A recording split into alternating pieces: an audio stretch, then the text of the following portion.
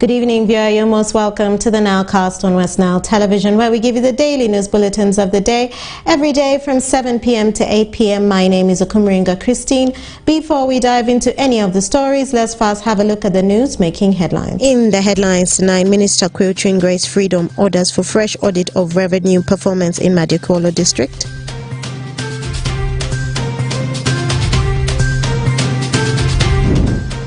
Ajumani District nurses lay down their tools over abuse on duty.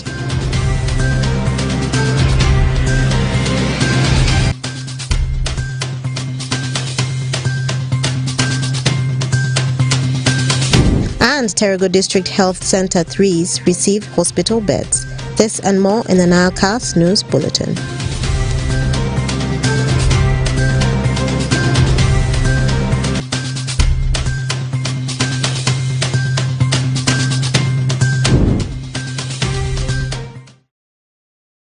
It's Tuesday, the 27th of June, 2023, and you're most welcome to the NILECAST on Westnile Television. Now let us dive into some of the stories of the evening.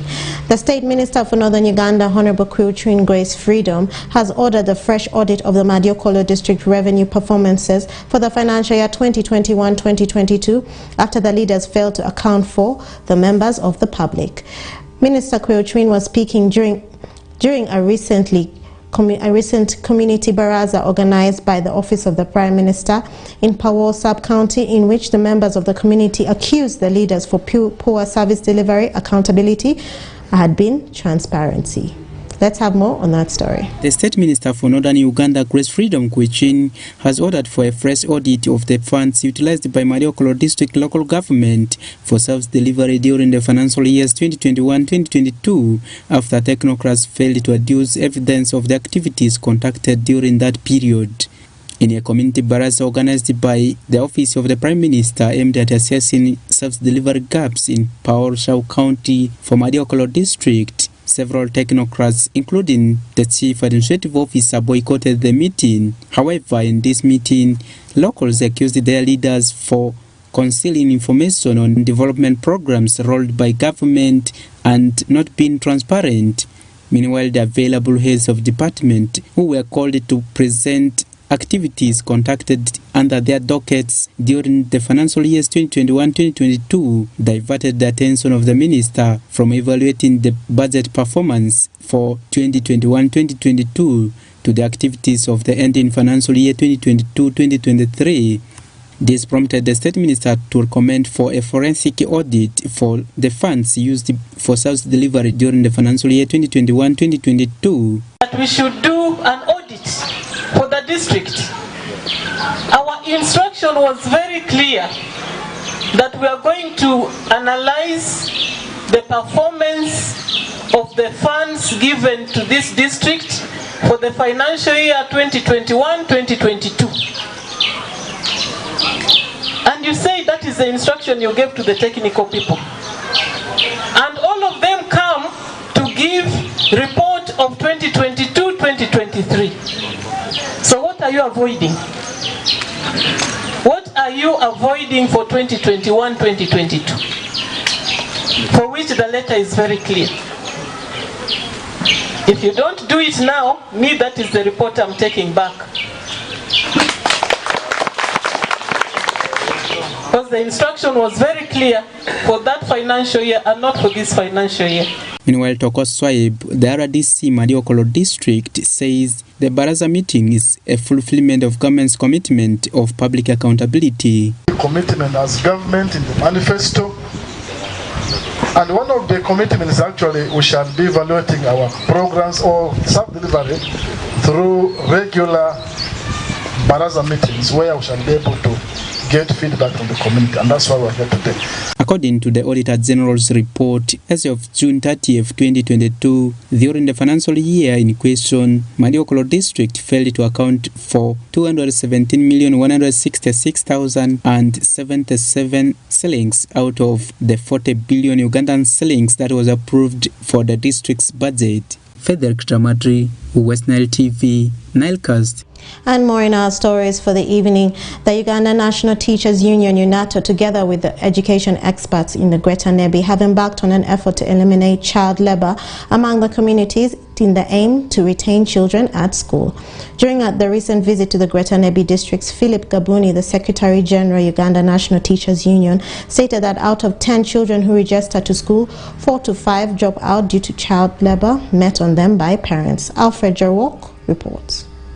The Uganda National Teachers Union (NATO), together with education experts in Greater Nebi, have embarked on the effort to eliminate child labor among the community with the aim to retain children at school. They say perpetrators of child labor in Westnile are parents who have turned the children to provide workforce or labor in the garden, coffee harvesting, preparation, and involving children to do domestic works during the time for school, among others. Through the project Stop Child Labor, Philip Gabuni, Secretary General, Uganda National Teachers Union (NATO), during the recent visit to Greater Nebi districts, said out of 10 children who register to school, 4 to 5 drop out due to child labor meted on them by some parents. Gabuni further revealed that their efforts were frustrated during the COVID-19 pandemic, adding that they have activated the project again in the Westnile region, adding that a plan is underway to roll in more sub-counties in Greater Nebi. We are here on a project of child labor, creating child labor free zones. Uganda National Teachers Union is a teacher labor union that focuses on a number of issues. And in this particular aspect, we are looking at creating a conducive learning environment and at the same time also trying to help the teachers improve on the teaching learning aspect. We know child labor is a barrier to education, and therefore it is very important that we need to address.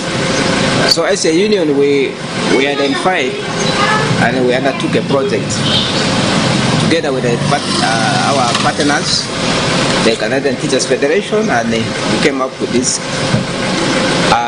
create free zone child labor. And after a good period of the implementation, we registered a success story. In parts of the country, we are also undertaking this project of child labor. In Entebbe. Right now we're also in Karamoja, but currently what we are trying to do is an exchange visit.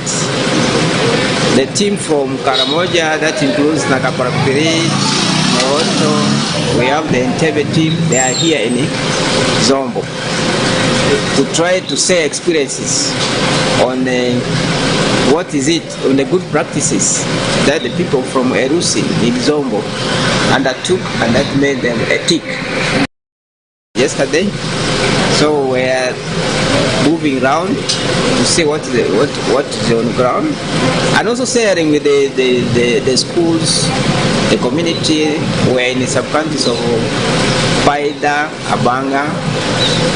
We had a stakeholders meeting, including the district leadership, the sub-county leadership, and we say on a number of experiences, the good practices, what is it that we need to take on so that we create child labor free zone, back to school, out for work. And that is the campaign that we are focusing on. Today we are going to Erusi, where we shall meet with the sub-county leadership, and then we shall also be sharing these experiences, and then thereafter we shall also go to Nebi and do the same.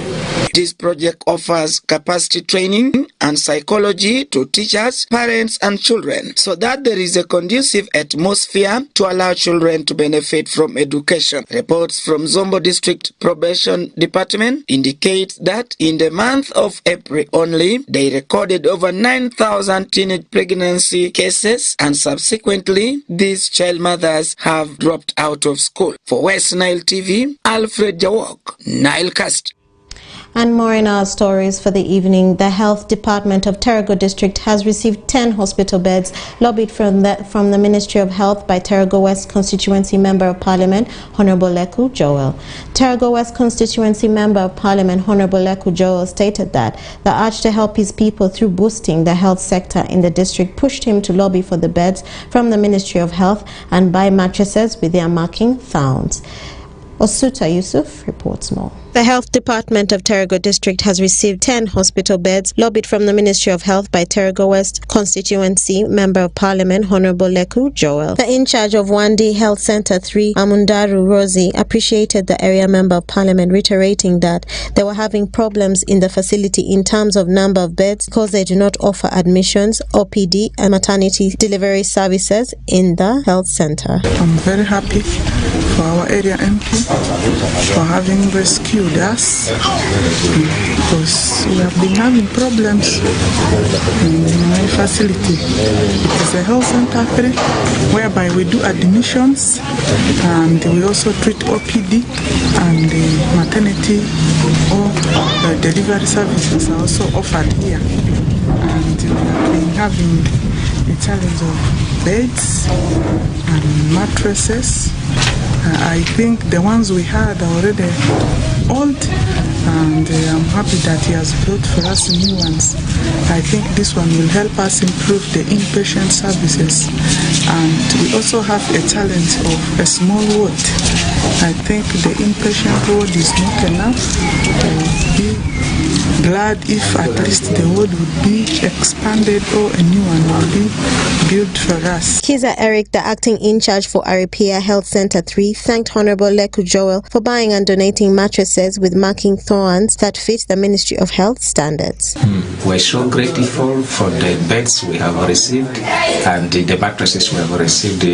We have been having a challenge of beds here, like the mattresses we have, we're not having Macintosh as such.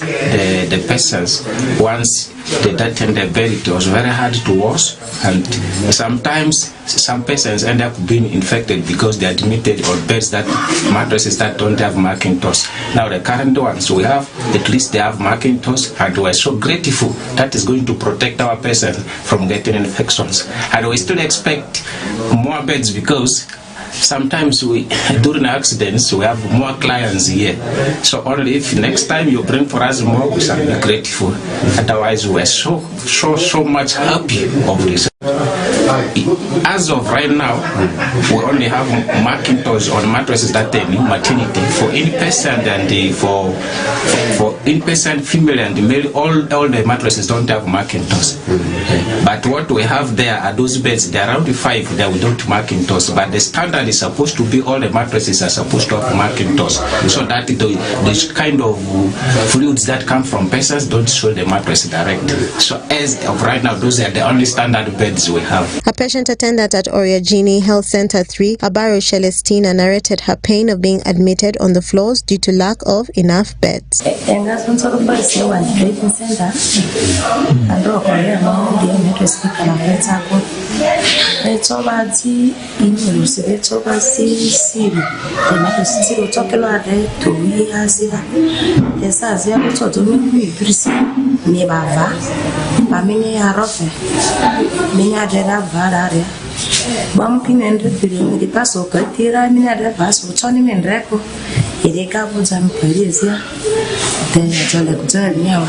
resident district commissioner for Terego District, Ayekobwa Festus, thanked the Honorable Leku Joel for using his own money to buy and transport the equipment, urging the health workers to take care of the equipment in order to avoid vandalism. I've come here with Honorable, who has also really, after getting these beds or being given from the ministry, has really helped so much by buying the mattresses to really see how to support the community. And indeed, I want to appreciate him to really add on his own money, because these beds are not supposed to be, the mattresses are not supposed to be bought by him. Because what the ministry did was to say, you will take this into your community, and they will have been the one as a government or district leaders to buy, as from the money that we have from the district. But of course, it is also a cost sharing that is so it worth it, that as a leader in the community to support his community members. I'm so grateful that he was able to really use his personal money to buy the mattresses. Utilization of even equipment which are given to the health centers, the issue will only be, it will be kind of like the in charge who should take the blame.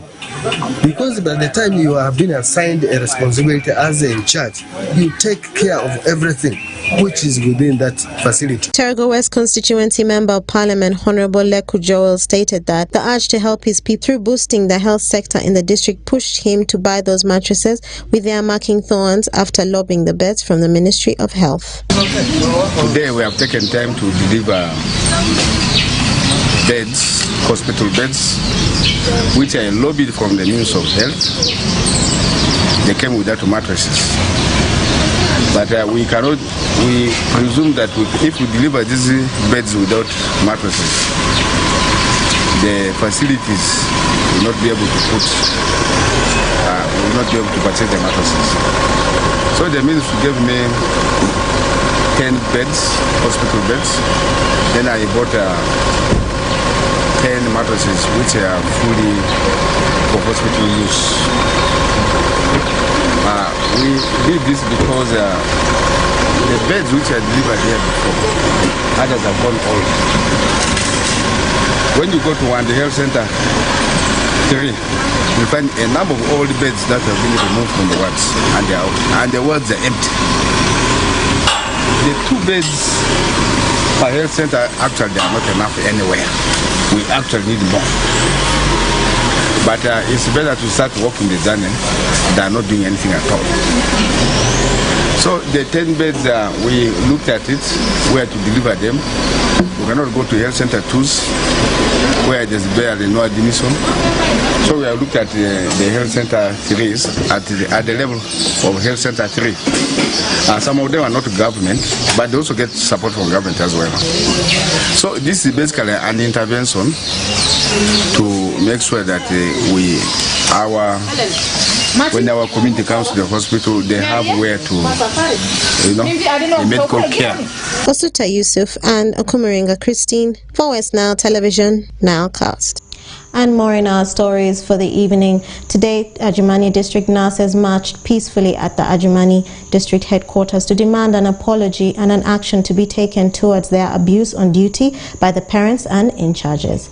The nurses protested and laid down their tools as a result of a physical assault of 2 maternity ward nurses by the hospital director Oja Michael that took place on the 23rd of June 2023. The nurses added that this isn't a first-time occurrence and the patients as well physically assault them while they are on duty. Onzima Allen reports more. Adjumani District nurses on 26 June 2023 marched peaceful to Adjumani District headquarters to demand for the district leaders to apologize on the bad act committed against them. The hospital administrator, Mr. Oja Michael, on Friday 23rd June 2023 beat 2 nurses on duties at the maternity ward. Addressing their complaint, Sister Opia Vicky, a senior nursing officer at Adjumani Hospital, who led the nurses, said that it is not the first time nurses are facing challenges of beating in the hospital while on duty. As nurses, we are the backbone of the hospital and the backbone of health fraternity. Today we are challenged and we feel there's no way we can voice our challenges except bringing our challenges before you. 2 years ago, one of our nurses, General OPD, was beaten by patients, by caregivers, but no issue was taken or brought before you. It died silently. We are asking, why is that happening? In the same year, around July 21, another nurse was also beaten by a patient, and no one brought the issue before you. Even when we bring our issues to the administrators in the hospital, it's being handled silently. They transfer you with your pain, they transfer you with the aggression to another ward. And then we realize just recently, amongst all the issues that has happened, backwardness, on Friday, there were nurses in maternity ward who by mandate of Uganda were relatively offering their services. But the hospital administrator comes in, picks this nurse because the carer or the patient rang that I'm being mishandled. So that the men came, picked this nurse out and beat the 2 nurses. Beat the 2 nurses with swollen faces, with trauma on their faces. Sir, about the rights of the employees. Where are the rights of these employees? The GBV Act of Uganda talks about no one should be battered or beaten while at work. Are we offering justice? 3, we're also talking about the workers' union action of the people before you. We feel our rights have not been protected. We feel our rights have been abused. That's the reason why we are here before you. We have come with some few recommendations or some acts that we feel you can take on. 1, what does the standing order of the government of Uganda say on what has happened right now? 2, it's your mandate, it's your role to deploy health workers in the different hospitals, in the different wards.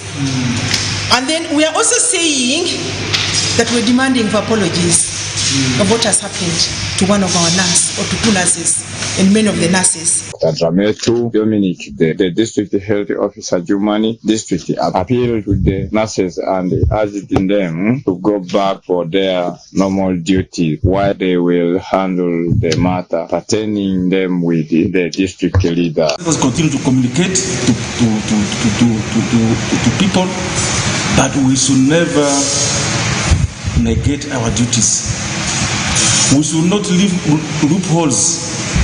From my investigation, whether you are slapped, the one who slapped, all of them are culpable. That's why I said they will appeal. Yes, and we shall listen to all the cases. So please let us not expose ourselves. If you have come to work, you be there, please. As much as I'm concerned, I will continue to support you, but let us really not leave these loopholes. We should accept scrutiny.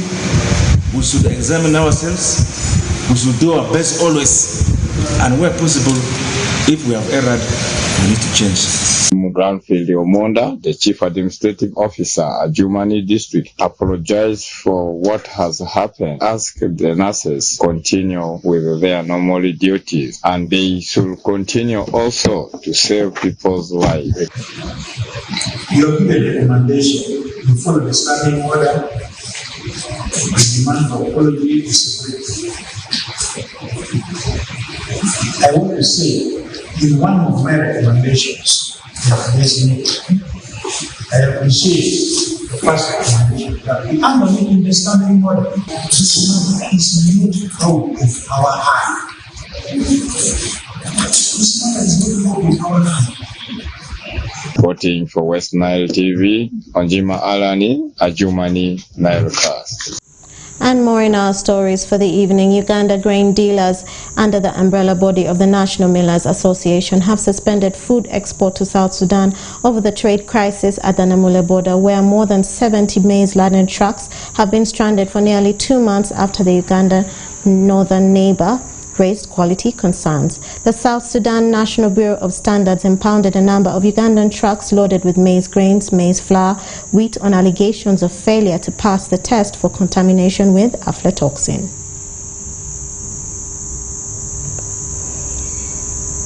And more in our stories for the evening. The Supreme Court late Justice Mary Stella Arach Amoko will finally be laid to rest at Jukia Hillward, Jupa Village, Nebi District.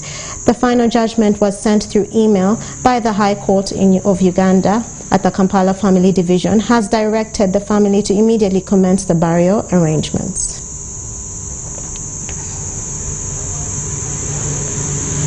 And in our international news, Uganda NGOs launch a new legal action against the Total Energies. Let's have more on that story. Ugandan human rights defender Maxwell Atuhura, 5 French and Ugandan NGOs alongside 26 civilians have launched a new legal action in France on Tuesday against oil giant Total Energies for the alleged damage caused by its controversial oil mega projects in Uganda. The accusers seek compensation from the multinational French corporation as the Tilenga oil drilling project and the East African crude oil pipeline project are what they consider a direct cause of human rights violations. According to these NGOs, more than 118,000 people in Uganda and Tanzania are affected by total or partial expropriation as a result of the two projects. Back in February, the Paris Civil Court had dismissed a similar landmark case filed by nearly the same NGOs against Total Energies. This legal action comes almost a week after the Paris Summit for a new global financing pact, during which African leaders underlined how Western countries failed to respect financial commitments for climate change. And with that story view, we've come to the end of the NILECAST on Westnile Television. Thank you for being with us from the beginning of the NILECAST to the end of the NILECAST only on Westnile Television. Please stay tuned to the rest of the subsequent programs that may follow. My name is Ukumaringa Christine. Have a good evening.